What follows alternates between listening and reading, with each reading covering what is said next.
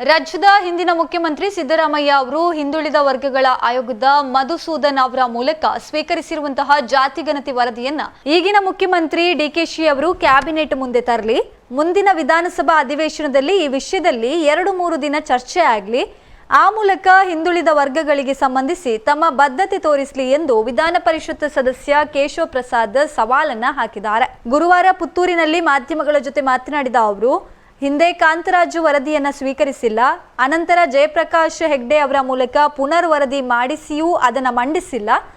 ವರದಿ ಕ್ಯಾಬಿನೆಟ್ ಮುಂದೆ ಬರಲು 14 ತಿಂಗಳು ಬೇಕಾಯಿತು. ದತ್ತಾಂಶ ಮಂತ್ರಿಗಳಿಗೆ ಹಂಚಿದ ಬಳಿಕ ಯಾಕೆ ಜಾರಿಗೆ ಬರಲಿಲ್ಲ ಎಂದು ಪ್ರಶ್ನಿಸಿದ ಕೇಶವ ಪ್ರಸಾದ್, ಅದನ್ನ ರಾಹುಲ್ ಗಾಂಧಿಯವರ ಅನತಿಯಂತೆ ಕಸದ ಬುಟ್ಟಿಗೆ ಎಸೆಯಲಾಗಿದೆ ಎಂದು ಆರೋಪಿಸಿದರು. ಜಯಪ್ರಕಾಶ್ ಹೆಗ್ಡೆ ಅವರ ವರದಿಗೆ 165 ಕೋಟಿ ಹಣವನ್ನ ವ್ಯಯ ಮಾಡಲಾಗಿದೆ.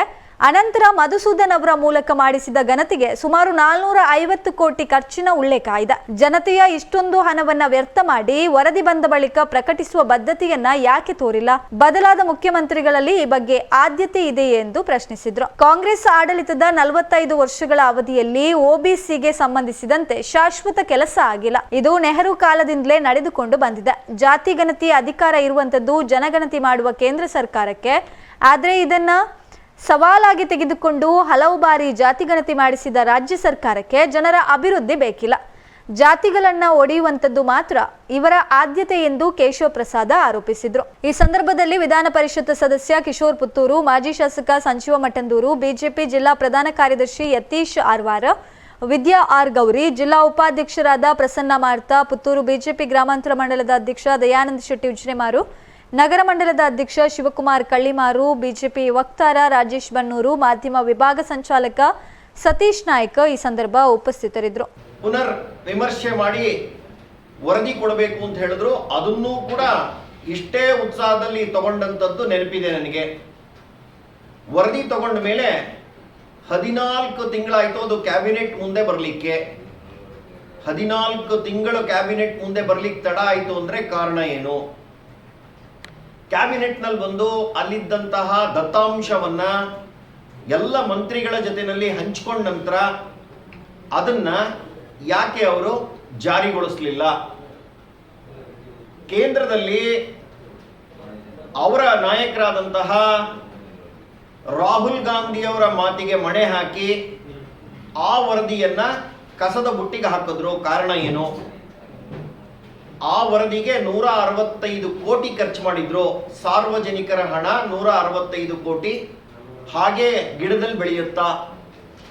ಈ ಹಣದ ಬಗ್ಗೆ ಜವಾಬ್ದಾರಿ ಇರಲಿಲ್ವಾ? ಮಧುಸೂದನ್ ನಾಯಕ್ ಅವರ ನೇತೃತ್ವದಲ್ಲಿ ಮತ್ತೊಂದು ವರದಿಯನ್ನು ನಾವು ಮಾಡ್ತೀವಿ, ಇದನ್ನ ದತ್ತಾಂಶವನ್ನ ತಾಂತ್ರಿಕತೆಯ ಆಧಾರದ ಮೇಲೆ ಮಾಡ್ತೀವಿ ಅನ್ನುವಂತಹ ಸಂದೇಶವನ್ನ ರವಾನೆ ಮಾಡಿದ್ರು. 600 ಕೋಟಿಗಳು ಇದಕ್ಕೆ ಖರ್ಚು ಮಾಡ್ತೀವಿ ಅಂತಂದ್ರು. 450ರಿಂದ 500 ಕೋಟಿ ಖರ್ಚಾಗಿದೆ ಅಂತ ವರದಿನಲ್ಲಿದೆ. ಅಂದ್ರೆ ಇಷ್ಟು ದೊಡ್ಡ ಮೊತ್ತವನ್ನ ನೀವು, ಸಾರ್ವಜನಿಕರ ಮೊತ್ತವನ್ನ ನೀವು ಖರ್ಚು ಮಾಡುವಾಗ ವರದಿ ಬಂದ ನಂತರ ಅದನ್ನ ಜಾರಿಗೊಳಿಸುವಂತಹದ್ರ ಬಗ್ಗೆ ನಿಮ್ಮ ಬದ್ಧತೆ ಯಾಕಿಲ್ಲ? ಈಗ ಅದು ವರದಿ ಬಂದಿದೆ. ವರದಿಯನ್ನ ಸಲ್ಲಿಸಿದ ಮೇಲೆ ರಾಜ್ಯದಲ್ಲಿ ಮುಖ್ಯಮಂತ್ರಿಗಳ ಬದಲಾವಣೆ ಆಗಿದೆ. ಬದಲಾದ ಮುಖ್ಯಮಂತ್ರಿಗಳಿಗೆ ಅದರ ಬಗ್ಗೆ ಆದ್ಯತೆ ಇದೆಯಾ? ಕಾಂಗ್ರೆಸ್ಗೆ ಮೊದಲಿಂದನೂ ಆದ್ಯತೆಯ ಬಗ್ಗೆ ನನ್ನ ಪ್ರಶ್ನೆ ಇದೆ.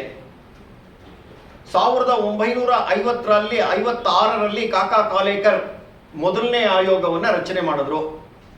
ನೆಹರು ಅವರು ಪ್ರಧಾನಮಂತ್ರಿಗಳಾಗಿದ್ರು. ಆ ವರದಿಯನ್ನ ಸಲ್ಲಿಸಲಾಯಿತು.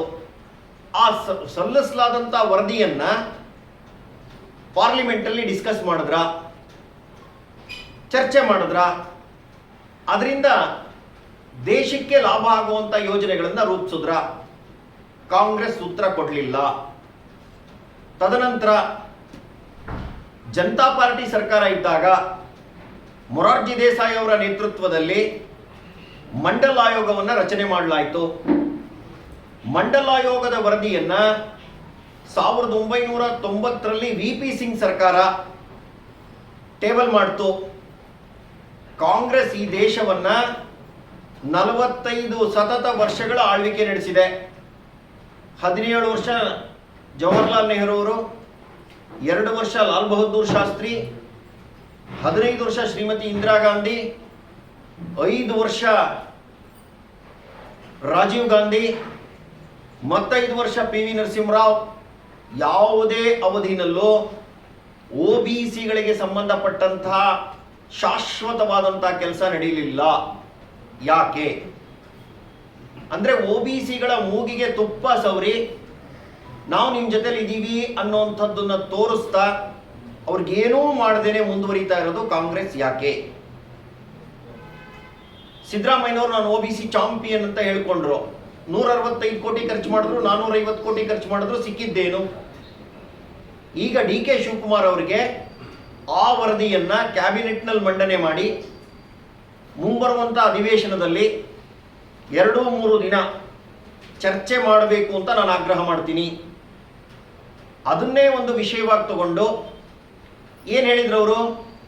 ಸಾಮಾಜಿಕ, ಶೈಕ್ಷಣಿಕ, ಆರ್ಥಿಕ ವಿಚಾರಗಳನ್ನು ನಾನು ಕುಲಂಕುಷವಾಗಿ ಅದರಲ್ಲಿ ತಿಳ್ಕೊತೀನಿ ಅಂತ ಹೇಳಿದ್ರು. ಭಾರತೀಯ ಜನತಾ ಪಕ್ಷ ಅವರು ಈ ಒಂದು ಸಮೀಕ್ಷೆಯನ್ನು ನಡೆಸುವಾಗ ಒಂದು ಹೇಳಿತ್ತು, ಸಮೀಕ್ಷೆಯನ್ನು ಮಾಡಿ, ಜಾತಿ ಗಣತಿ ಅನ್ನುವಂಥ ಹೆಸರನ್ನು ಕೊಡಬೇಡಿ. ಕಾಂಗ್ರೆಸ್ ಮೊದಲಿಂದ ಹೇಳ್ತಾ ಬಂತು ಜಾತಿ ಗಣತಿ. ಜಾತಿ ಗಣತಿಯನ್ನ ಮಾಡುವಂತ ಅಧಿಕಾರ ಇರೋದು ಜನಗಣತಿ ಮಾಡುವಂತ ಕೇಂದ್ರ ಸರ್ಕಾರಕ್ಕೆ. ಕೊನೆಯ ಬಾರಿ ಜಾತಿ ಗಣತಿ ನಡೆದಿರೋದು 1931ರಲ್ಲಿ ಹಡ್ಸನ್ ಅನ್ನುವಂಥವರ ನೇತೃತ್ವದಲ್ಲಿ. ಅದಾದ ನಂತರ 51, 61, 71, 81, 91, 2001, 2011 ಯಾವಾಗಲೂ ಕಾಂಗ್ರೆಸ್ ಜನಗಣತಿ ಮಾಡುವಾಗ ಜಾತಿಯ ಲೆಕ್ಕಾಚಾರವನ್ನು ಯಾಕೆ ಹಾಕಲಿಲ್ಲ? ಅಂದ್ರೆ ಯಾವ ಸಮುದಾಯಕ್ಕೆ ಎಷ್ಟು ಶೈಕ್ಷಣಿಕವಾಗಿ ಮುಂದುವರೆದಿದ್ದಾರೆ, ಆರ್ಥಿಕವಾಗಿ ಎಷ್ಟು ಮುಂದೆ ಇದ್ದಾರೆ, ಸಾಮಾಜಿಕವಾಗಿ ಸ್ಥಾನಮಾನಗಳೇನು, ನಿಮ್ಮ ಯೋಜನೆಗಳನ್ನ ರೂಪಿಸುವಾಗ ಇದೆಲ್ಲ ಬೇಡವಾ? ನಿಮ್ಗೆ ಅಂಕಿಅಂಶಗಳು, ನಿಮ್ಮ ಪಂಚವಾರ್ಷಿಕ ಯೋಜನೆಗಳನ್ನ ಜಾರಿಗೆ ತರಬೇಕು ಅನ್ನುವಾಗ ಈ ಡೇಟಾ ಮುಖ್ಯ ಅಲ್ವಾ? ಅಂದ್ರೆ ಕಾಂಗ್ರೆಸ್ಸಿಗೆ ಜನರ ಅಭಿವೃದ್ಧಿ ಬೇಕಿಲ್ಲ, ಜಾತಿಗಳನ್ನ ಹೊಡೆದು ಓಟ್ ತಗೊಳ್ಳುವಂಥದ್ದು ಮಾತ್ರ ಬೇಕು ಅವ್ರಿಗೆ. ಹಾಗಾಗಿ ನಾನು ಆಗ್ರಹ ಮಾಡ್ತೀನಿ, ವರದಿ ಸ್ವೀಕಾರ ಮಾಡಿರುವಂತಹ DK ಶಿವಕುಮಾರ್ ಅವರು ಕ್ಯಾಬಿನೆಟ್ ಮುಂದೆ ತರಬೇಕು ಈ ವರದಿಯನ್ನ. ಅಸೆಂಬ್ಲಿನಲ್ಲಿ 2 ದಿನ 3 ದಿನ ಇದಕ್ಕೆ ವಿಶೇಷವಾದಂತಹ ಕಾಲವನ್ನು ನಿಗದಿ ಮಾಡಿ ಚರ್ಚೆಗೆ ತರಬೇಕು. ಸರ್ವ ಸದಸ್ಯರು ಇದ್ರ ಮೇಲೆ ಮಾತನಾಡಬೇಕು, ಸಾಧಕ ಬಾಧಕಗಳನ್ನು ಯೋಚನೆ ಮಾಡಬೇಕು. ಕೇಂದ್ರ ಸರ್ಕಾರ ಸೆನ್ಸಸ್ ಅನ್ನ ಮಾಡಿಸ್ತಾ ಇದೆ, ಅದರಲ್ಲಿ ಜಾತಿ ಗಣತಿನೂ ನಡೆಯುತ್ತೆ. ಆ ಒಂದು ಸಂದರ್ಭದಲ್ಲಿ ರಾಜ್ಯ ಸರ್ಕಾರ ಮಾಡಿರುವಂತಹ ಈ ಸಮೀಕ್ಷೆಯ ಇನ್ಪುಟ್ಸು ತುಂಬಾ ದೊಡ್ಡ ಪ್ರಮಾಣದಲ್ಲಿ ಕೇಂದ್ರಕ್ಕೂ ಕೂಡ ಲಾಭ ಆಗುವಂಥದ್ದಿದೆ. ಹಾಗಾಗಿ ಕಾಂಗ್ರೆಸ್ ತನ್ನ ಬದ್ಧತೆಯನ್ನ ತೋರಿಸಬೇಕು. DK ಶಿವಕುಮಾರ್ ಅವ್ರನ್ನ ನಾನು ಪ್ರಶ್ನೆ ಮಾಡ್ತೀನಿ, ನೀವು ನಿಮ್ಮ ಹಿಂದಿನ ಮುಖ್ಯಮಂತ್ರಿಗಳಾದಂತಹ ಸಿದ್ದರಾಮಯ್ಯನವರು ಸ್ವೀಕರಿಸಿರುವಂತಹ ವ್ಯಕ್ತಿಯನ್ನ ಪೂರ್ತಿ ವರದಿಯನ್ನ ಕ್ಯಾಬಿನೆಟ್ ಮುಂದೆ ತರ್ತೀರಾ? ಅಸೆಂಬ್ಲಿಯಲ್ಲಿ ವಿಶೇಷವಾದಂತಹ ಚರ್ಚೆಗೆ ಅವಕಾಶ ಮಾಡಿಕೊಡ್ತೀರಾ? ನಿಮ್ಮ ಬದ್ಧತೆಯನ್ನ OBC ಸಮುದಾಯಗಳಿಗೆ ತೋರಿಸ್ತೀರಾ ಅನ್ನುವಂಥದ್ದನ್ನ ನಿಮ್ಮ ಮೂಲಕ ನಾನು ರಾಜ್ಯ ಸರ್ಕಾರವನ್ನ, ಮುಖ್ಯಮಂತ್ರಿಗಳನ್ನ ಪ್ರಶ್ನೆ ಮಾಡೋದಕ್ಕೆ ಇಷ್ಟಪಡ್ತೀನಿ. ಈ ರೀತಿ ಮಾಡಿದಾಗ ಸಮಸ್ತ ಕರ್ನಾಟಕದಲ್ಲಿರುವಂತಹ ಎಲ್ಲ ಹಿಂದುಳಿದ ಸಮುದಾಯಗಳಿಗೆ ಒಂದು ಭರವಸೆ ಸಿಗುತ್ತೆ. ಮುಂಬರುವಂಥ ದಿನಗಳಲ್ಲಿ ಸರ್ಕಾರದ ಯೋಜನೆಗಳಲ್ಲಿ ಅವ್ರಿಗೆ ಲಾಭ ಆಗತ್ತೆ. ಹಾಗಾಗಿ ನಾನು ತಮ್ಮ ಮೂಲಕ ಸನ್ಮಾನ್ಯ ಮುಖ್ಯಮಂತ್ರಿಗಳನ್ನ ಈ ಒಂದು ವರದಿಯನ್ನ ಕ್ಯಾಬಿನೆಟ್ನಲ್ಲಿ ಚರ್ಚೆ ಮಾಡಿ ಅಸೆಂಬ್ಲಿನಲ್ಲಿ ವಿಸ್ತೃತವಾದಂಥ ಚರ್ಚೆಗೆ ಅವಕಾಶ ಮಾಡಿಕೊಡ್ಬೇಕು ಅಂತ ಹೇಳಿ ಆಗ್ರಹಿಸ್ತೇನೆ.